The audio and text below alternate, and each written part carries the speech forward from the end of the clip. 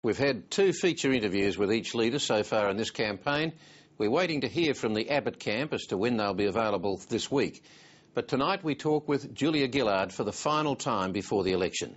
I recorded this interview with the Prime Minister in Brisbane this afternoon. Julia Gillard, your launch today must have been the most last-minute launch in political campaign history. Why did you force the voters to wait until the 30th day of the campaign to make your main speech, where traditionally the leader pulls all the elements together, presumably for the voters' benefit?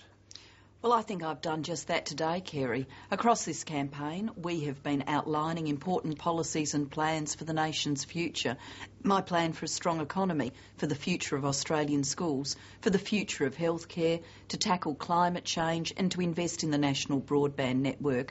I did pull all of that together today, but it's building on the policies that we have outlined step by step during the campaign. But why so late? Was it about some clever Labor strategy? Because it certainly wasn't about helping voters decide, otherwise you could have done it 2 or 3 weeks ago.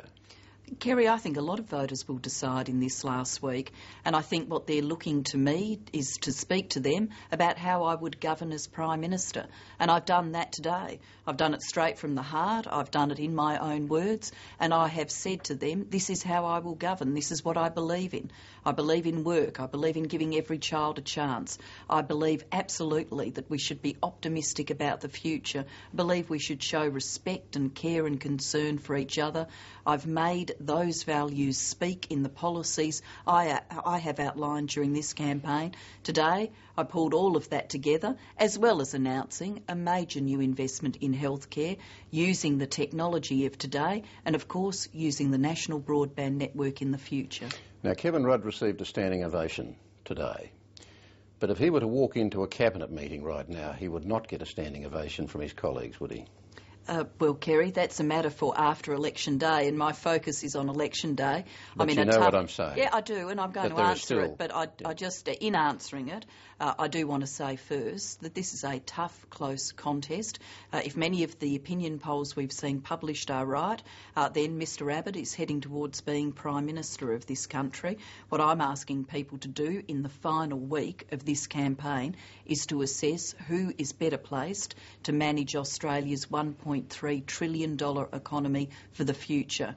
If I am re-elected as Prime Minister, let me tell you what will happen at the first Cabinet meeting. No, there won't be standing ovations. People will be there with their sleeves rolled up, down to work, down to business. And if you do offer Kevin Rudd a genuine senior Cabinet post that he can accept, you would have to acknowledge that there clearly is still a gulf between you and him, a personal gulf between the two of you, and there will be an air of mistrust amongst a number of your senior cabinet colleagues towards Kevin Rudd, who they believe leaked damagingly on you. Kerry, you started that sentence with an if. There is no if.